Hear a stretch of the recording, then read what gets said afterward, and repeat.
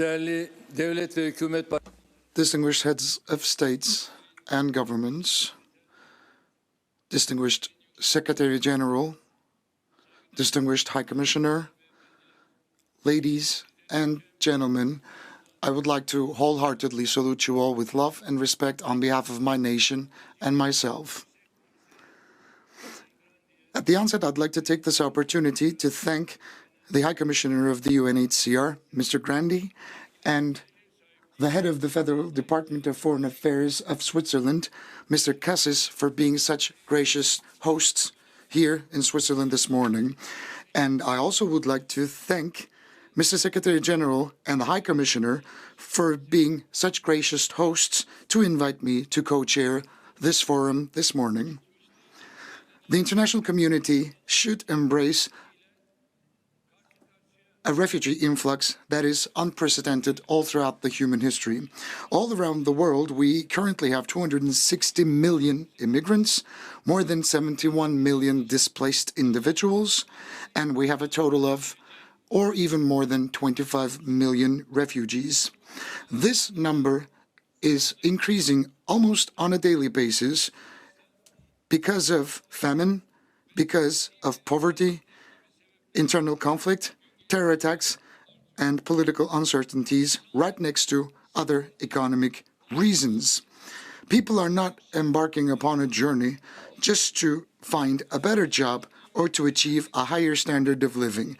They are mostly forced to migrate from their motherlands in order to earn a minimum level of living, to have food, to serve to their family members, and to help their kids for just a little more of a promising future.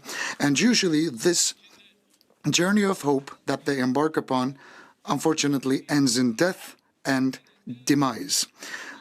Only within the last 7 years, more than 20,000 people, the vast majority of which are women and children, died and got lost in the dark waters of the Mediterranean.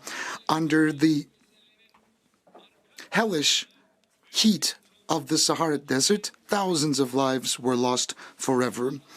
In the background of the refugee influx, as we label it in this day and age, you will find a great humanitarian drama and a very bitter story. The bodies washed ashore clearly stated the fact that this is a global crisis that can no longer be ignored. I'm not just talking as the president of a country that is situated right next to where all of these global crises are taking place. And I am the head of a state of a country, according to the information provided by the United Nations, of a country that hosts the largest number of refugees on a global scale. And Turkey stands to be the most generous country vis-à-vis the humanitarian aid that we provide compared to our GDP ratio. No country in this day and age can afford the luxury of labeling the situation based on their proximity to where the crises are breaking out. In this day and age, our fates are sealed and our destinies are common. And I hope and pray that this forum will be instrumental in terms of tackling with the refugee crisis from a humanitarian point of view, once and for all.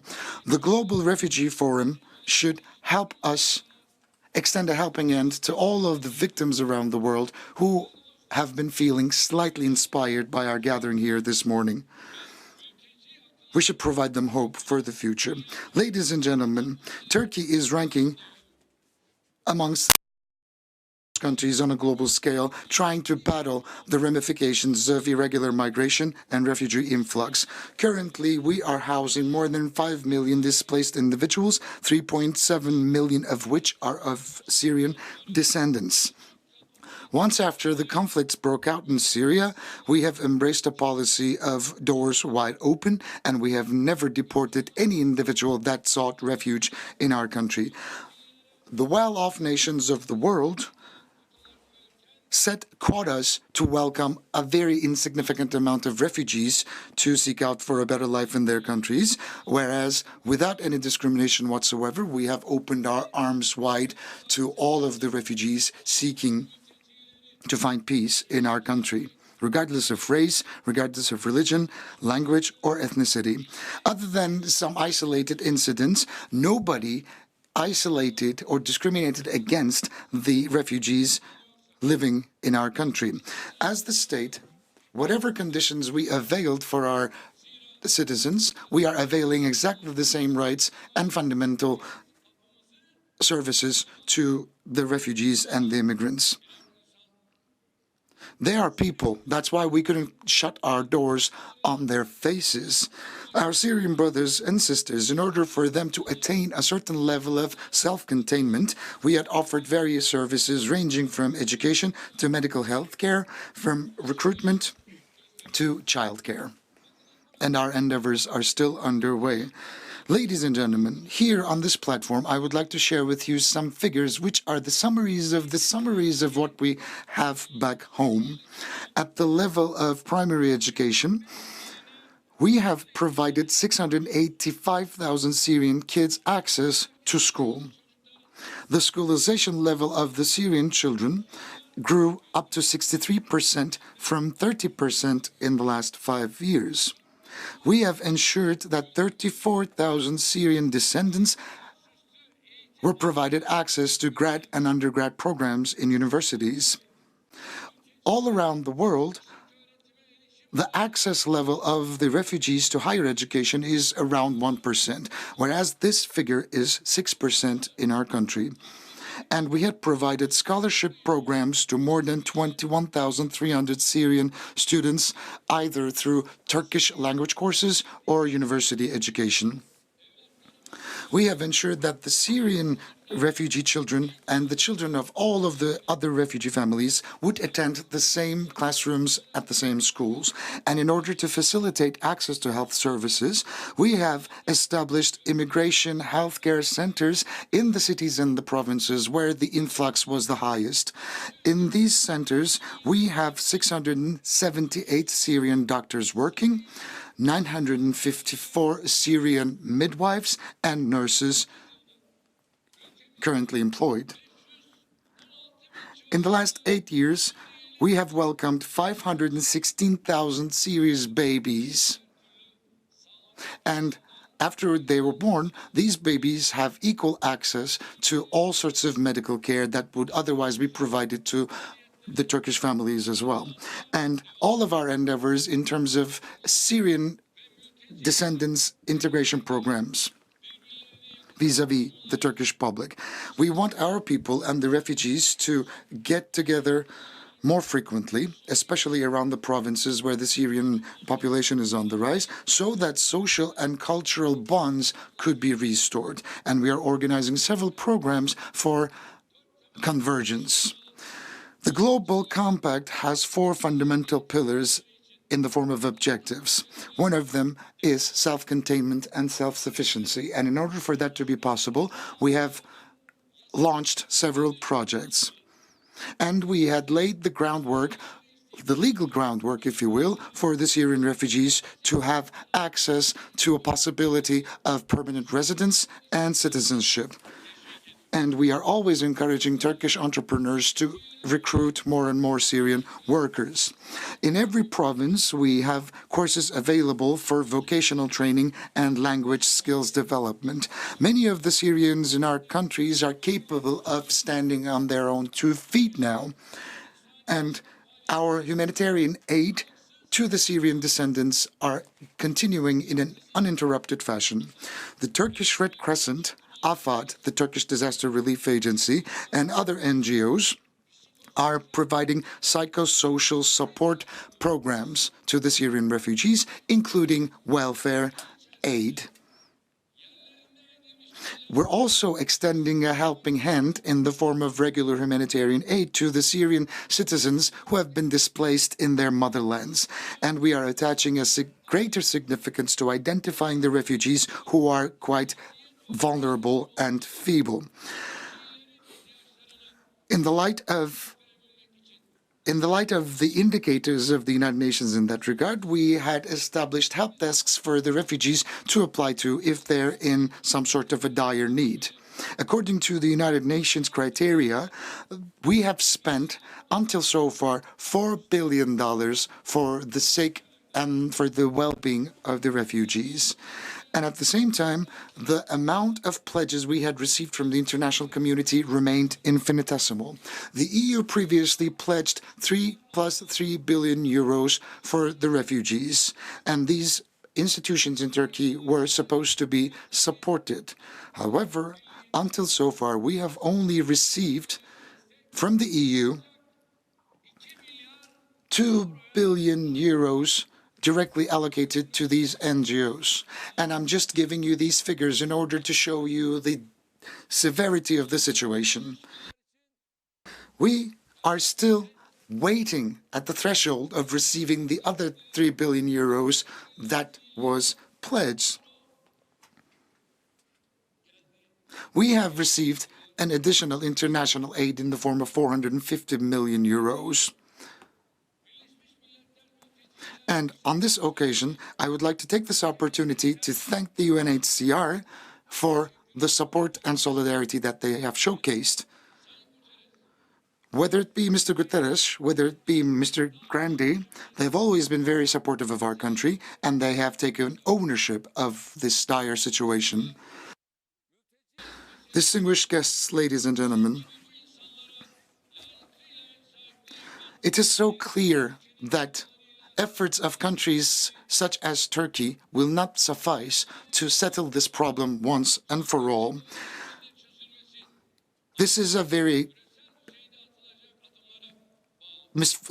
unfortunate incident that is hurting our conscience, and in order for a sustainable and a permanent solution to be possible, we have to take global steps forward in full cooperation. But we haven't yet reached the desired level of global ownership of the refugee crisis. We attach great significance to the global refugee agreement to be implemented in its full accord. And I hope and pray that the Global Refugee Forum here in Geneva will be instrumental in terms of implementing our previous commitments. And the only solution to the outstanding problem of the refugee influx crisis deriving out of Syria is far from being confinement, but it is political solution that can be shared with other countries around the world as well. This is a burden that we have been bearing for the last 9 years.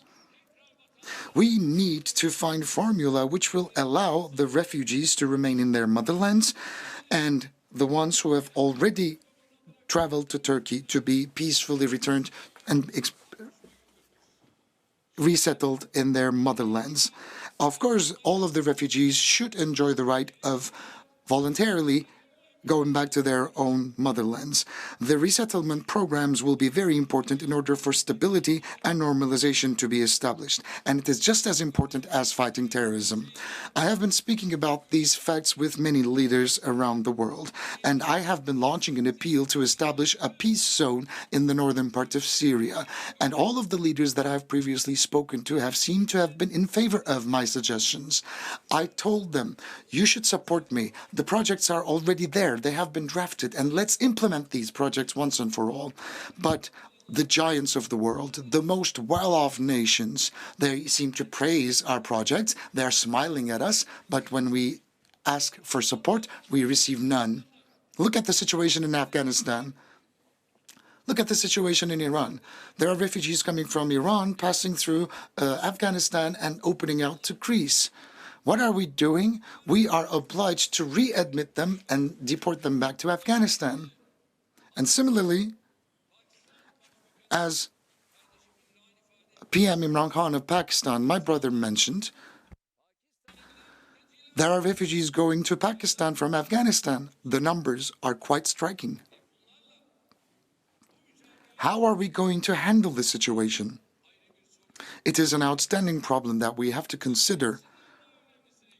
But even something more important than anything else pops up in my mind, having to do with the Rohingya problem in Arakan in Myanmar. We cannot underestimate the situation in the field. There is famine, there is poverty, there is misery. There is nowhere to hide, there is nowhere to find shelter. We have to own up to the people. We have to be concerned about the problems of the entire human race as the countries around the world in order to support the dire situation down there and find a solution. We shouldn't leave the UNHCR alone in her endeavors, in her struggles. Many of our Western friends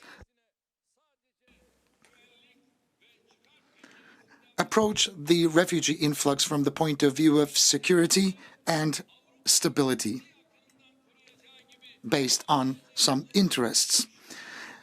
Some of the countries were inclined to believe that barbed wires could keep the refugee influx out of the continent. And of course, that was wrong. And we have seen shameful methods ending in the defloating of the dinghies on the Mediterranean waters with the aim of drowning the refugees.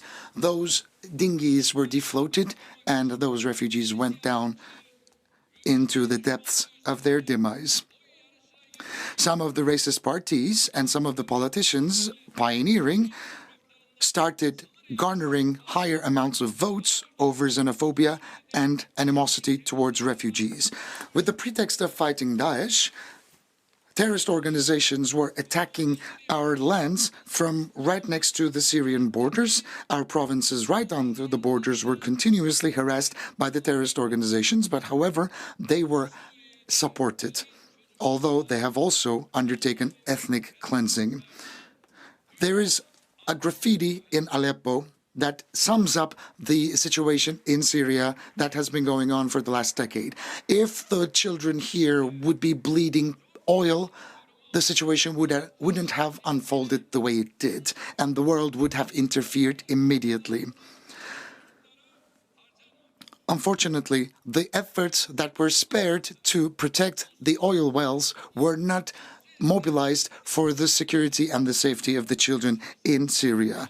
And in the face of such an atrocity, and when we haven't received the support that we needed from the international community, we had to take care of our own selves and we had to stand firm on our grounds. We had launched the Operation Euphrates Shield and the Olive Branch Operation in order to clear an area of 4,000 square kilometers of Daesh, YPG, and PKK terrorist organization presence. And as a result of the Sochi Memorandum of Understanding, we had stopped a tragedy from breaking out in the city of Idlib in Syria that had the potential of impacting 4 million additional individuals. And on October the 9th, we had launched Operation Peace Spring, and we had cleared an area of terror presence with a width of 120 kilometers and a depth of 30 kilometers. We want this area to remain safe. Let's clear these lands of terrorist presence once and for all. Let's declare these areas as safe zones. Let's implement these resettlement and housing projects all together. Let's have hospitals, let's have schools there, and let the refugees go back to their motherlands peacefully and in a dignified fashion. But nobody seems to be inclined to help us. Why? Because oil is a much more needed commodity. YPG and PKK terrorist organizations are attacking civilians, but despite that fact, these areas are now the most safe and stable zones of Syria, which are inhabitable. The Syrian refugees should go back on a voluntary basis. But we know what powers around the world would be disturbed of their resettlement peacefully and in a dignified fashion. The Palestinian refugees were condemned to continuously cry for their motherlands, but the same oppression and tyranny should not be repeated in Syria. Where do you think the refugees, the Palestinian refugees, currently reside? In Lebanon and in Jordan. Are we doing anything about the Palestinian refugees? No. On the contrary, there are those who are calculating as to how much further they can occupy in Palestine, in their motherlands. Around the regions in the northern part of Syria where we launched our military interventions, 371,000 Syrians have been resettled on a voluntary basis in a dignified fashion. If we can implement the projects that I've talked about at the General Assembly of the United Nations, I think the resettlement can easily reach 1 million in a very short period of time. Mr. Secretary General, Mr. High Commissioner, we hope and pray that these projects can be materialized as soon as possible with your prospective supports. And we are hoping to host a donor conference with the aim of achieving our targets. UN should be a paragon for these endeavors to be completed in the future. Ladies and gentlemen, one of the other possible solutions for the settlement of this dispute once and for all is to allow the refugees to continue their living in third countries. However, we haven't reached the desired level in that direction either. Especially for vulnerable refugees, third country settlement quotas should be increased. They are really low at this moment in time. Xenophobia and animosity towards the refugees are some of the most striking and dire problems that the refugees have to fight against. These people have left everything that they owned behind, but using their choices or their obligations as a vessel for political gain would be a shame and a source of embarrassment for everyone choosing to do so. In order to establish social peace and prosperity, we have to fight discriminatory policies, and we need to always encourage the refugee integration vis-à-vis the public if we want to surmount the outstanding hurdles down our path. Our country is sparing no efforts in order to ensure that special projects are undertaken in order to eradicate any forms of misinformation, any forms of misinterpretation vis-à-vis the public and the problems of the refugees, in order for social peace to be preserved once and for all. And I hope and pray that in this regard, Global Refugee Forum will be a platform where we can embrace the motto of joint responsibility for our joint future. And it is going to be instrumental for the improvement of the living standards of the refugees everywhere. At the 15th century, the Ottoman Empire opened its doors to the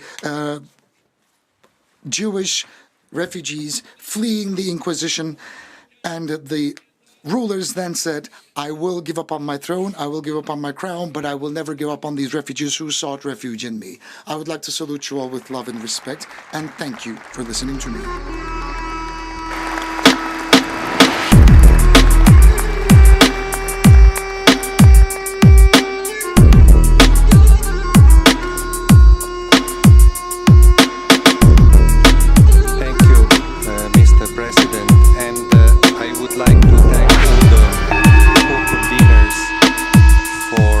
Intervention.